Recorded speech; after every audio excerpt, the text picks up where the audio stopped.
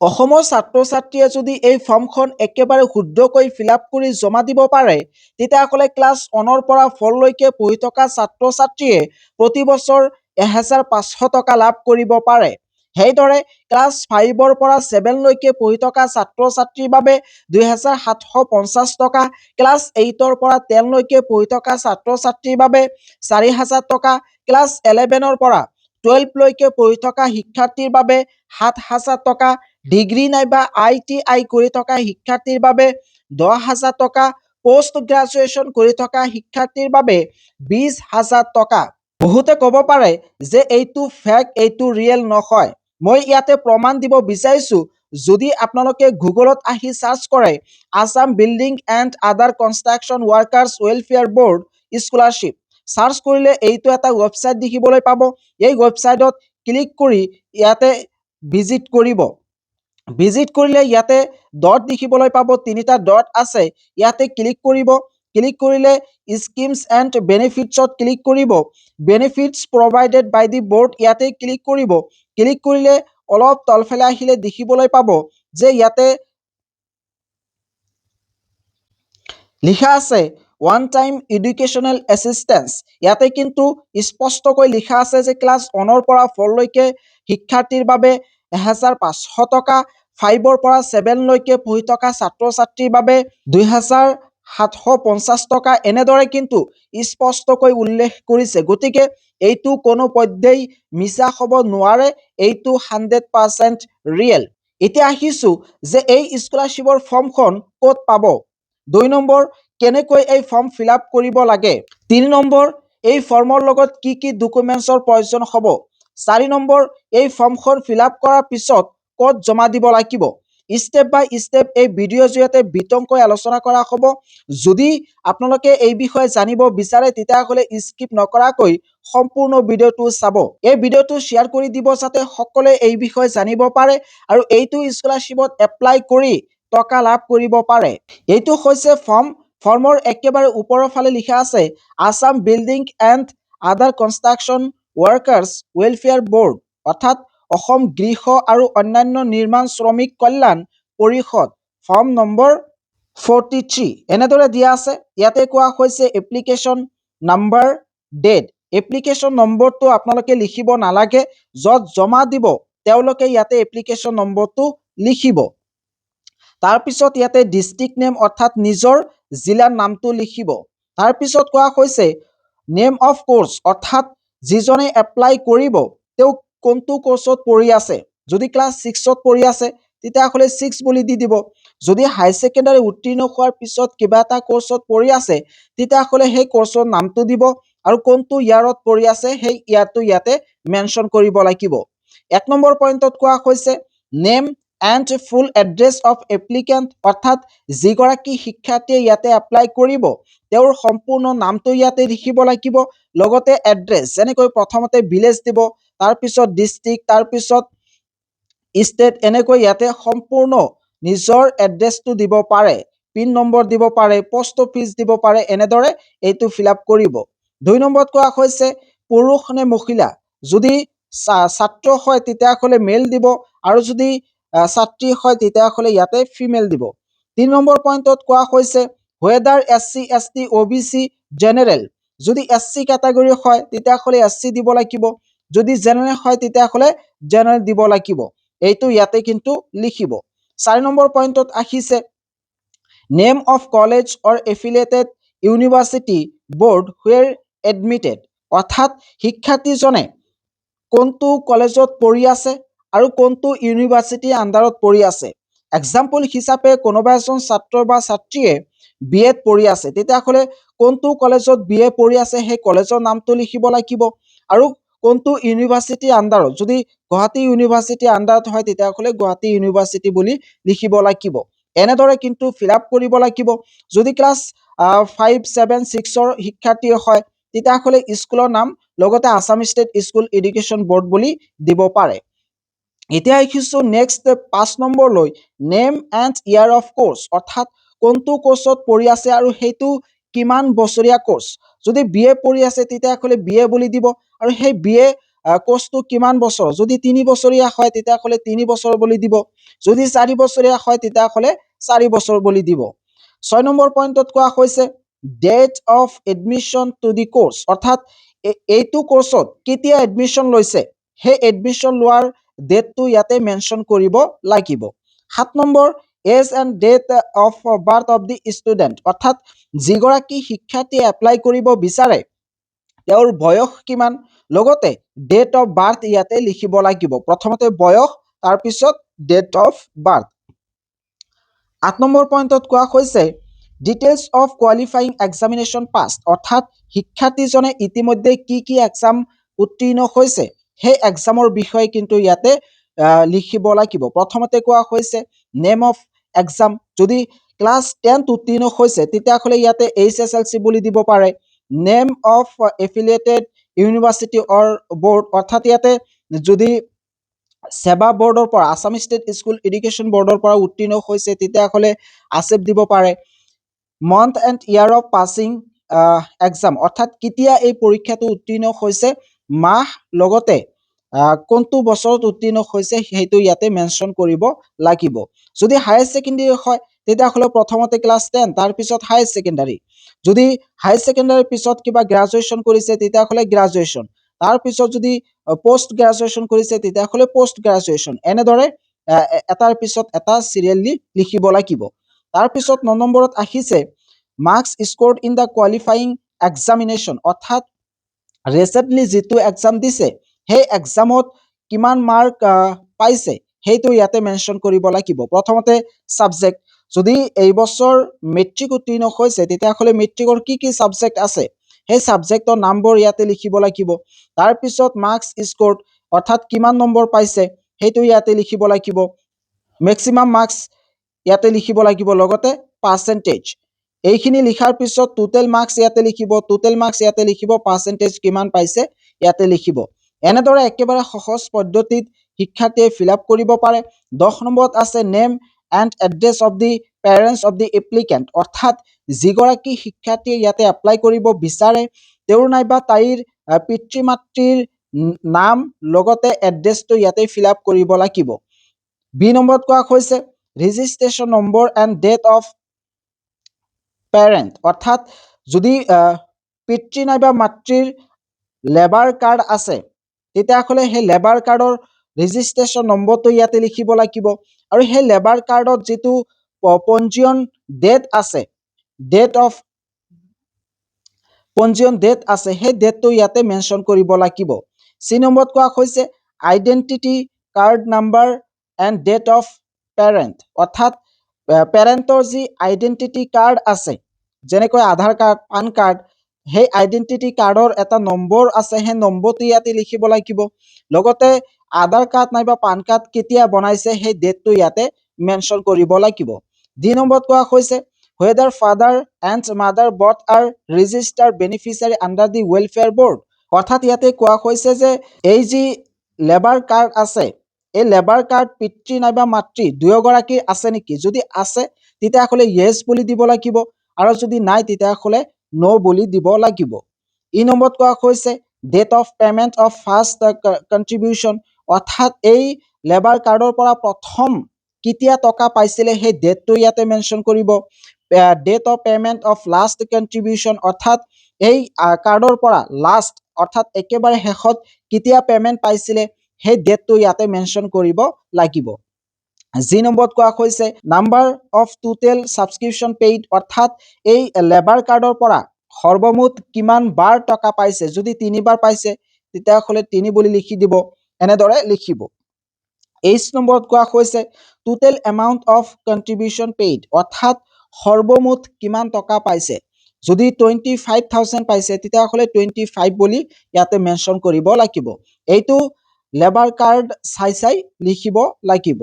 I নম্বৰত কোৱা হৈছে has the membership been ceased if so' due to defect period of revival, অৰ্থাৎ ইয়াতে কোৱা হৈছে যে বৰঙণি আদায়ে সদ্যহতা বাতিল হৈছে নেকি, অৰ্থাৎ ইয়াতে যি লেবাৰ কাৰ্ড আছে সেই লেবাৰ কাৰ্ড কাৰোবাৰ কিবা বাতিল হৈছে নেকি, যদি বাতিল হৈছে তেতিয়াহ'লে য়েছ বুলি দিব লাগিব, আৰু যদি বাতিল হোৱা নাই তেতিয়াহ'লে নো বুলি দিব লাগিব।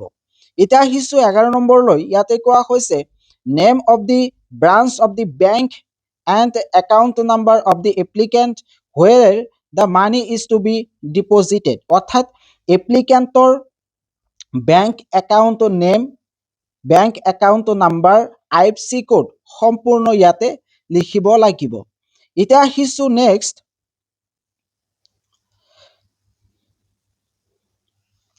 ইয়াতে প্লেচ অৰ্থাৎ নিজৰ গাঁৱৰ নাম নাইবা যিটো ঠাইত আছে সেই ঠাইৰ নামটো লিখিব, লগতে ইয়াতে ডেটটো লিখিব।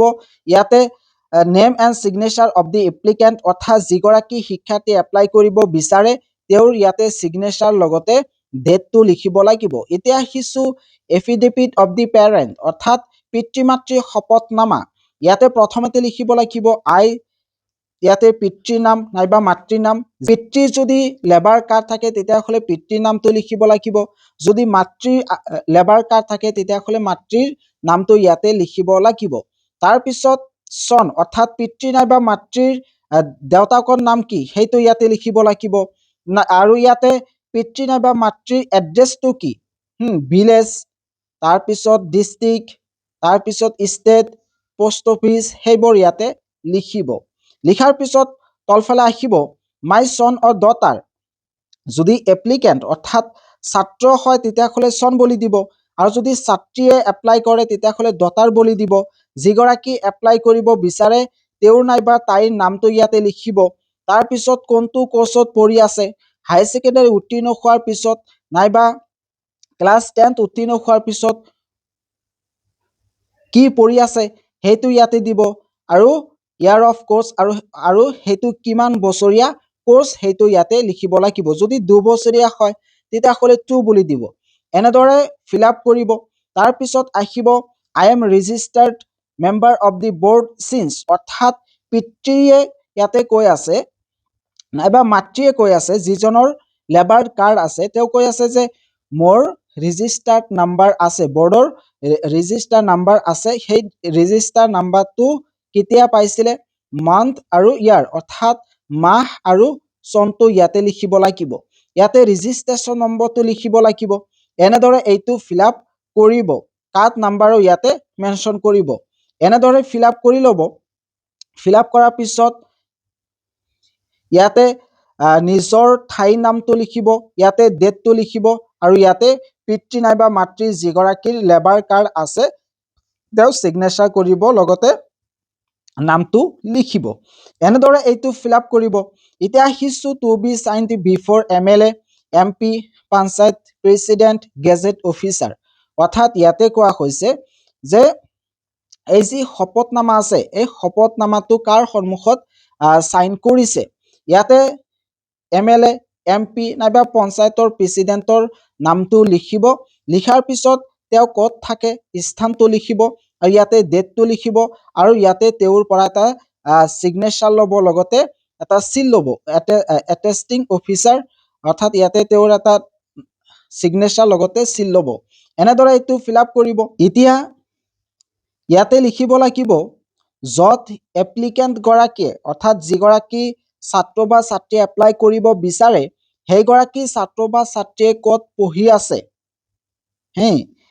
যিটো কলেজ নাইবা ইউনিভাৰ্চিটিত পঢ়ি আছে সেই কলেজৰ প্ৰিন্সিপালৰ ইয়াতে নামটো লিখিব লাগিব।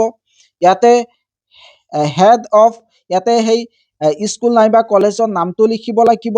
ইয়াতে এপ্লিকেণ্টৰ নামটো লিখিব লাগিব। ইয়াতে শিক্ষাৰ্থীজনে কোনটো ইয়াৰত পঢ়ি আছে, যদি ছেকেণ্ড ইয়াৰত পঢ়ি আছে তেতিয়াহ'লে ছেকেণ্ড বুলি দি দিব, আৰু ইয়াতে কোনটো কোৰ্চত পঢ়ি আছে সেই কোৰ্চৰ নামটো ইয়াতে লিখিব। লিখাৰ পিছত ইয়াতে লাষ্টত কোৱা হৈছে this institution is affiliated to the দেশ ইউনিভাৰ্চিটি অৰ বৰ্ড। অৰ্থাৎ শিক্ষাৰ্থীজনে যিটো কলেজ নাইবা ইউনিভাৰ্চিটিত পঢ়ি আছে সেই ইউনিভাৰ্চিটি নাইবা কলেজ নাইবা যি স্কুল সেইটো কোনটো ইউনিভাৰ্চিটিৰ আণ্ডাৰত নাইবা বৰ্ডৰ আণ্ডাৰত। যদি আছাম ষ্টেট স্কুল এডুকেশ্যন বৰ্ডৰ আণ্ডাৰত হয় তেতিয়াহ'লে ASEP বুলি ইয়াতে দিব পাৰে। যদি গুৱাহাটী ইউনিভাৰ্চিটিৰ আণ্ডাৰত হয় তেতিয়াহ'লে গুৱাহাটী ইউনিভাৰ্চিটি বুলি ইয়াতে লিখিব। একেবাৰে সহজ।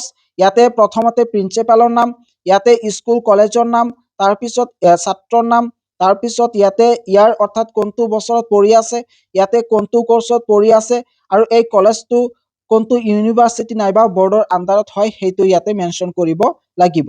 এতিয়া আহিছোঁ নেক্সট তলফালে ইয়াতে সেই স্থানটো লিখিব লাগিব, লগতে ডেটটো লিখিব লাগিব আৰু ইয়াতে প্ৰিন্সিপাল গৰাকীৰ সিগনেচাৰ সিল মাৰিব লাগিব।